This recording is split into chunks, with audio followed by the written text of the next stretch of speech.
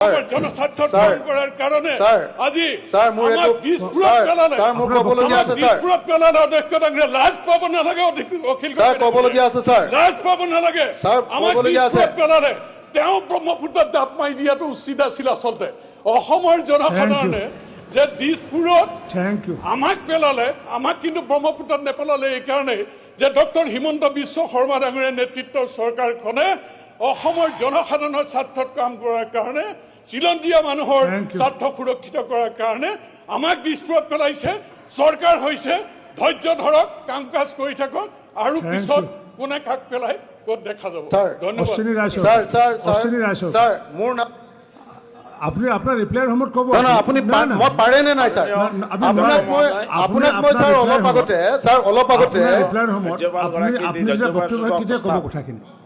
Ashwini rice দিছিলো sir আপোনাক point of অৰ্ডাৰটো স্যাৰ মই আপোনাৰ কাৰ্যক্ৰমণি সুযোগ দিয়াৰ কাৰণে মই আপোনাক ধন্যবাদ জ্ঞাপন ৰাখিবৰ কাৰণে খোজা নাছিলো স্যাৰ দলৰ নেতাক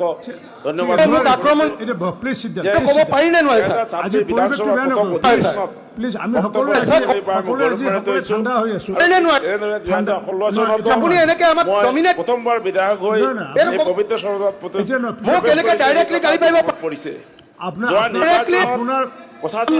বক্তব্য এনেকে নাম ধৰি আপোনাৰ যেতিয়া বক্তব্য এই ভাৰতবৰ্ষৰ গণতন্ত্ৰ ব্যৱস্থা আপোনাৰ বক্তব্য ৰাইজৰ আস্থা আৰু বিশ্বাসক প্ৰতিফলিত হৈছে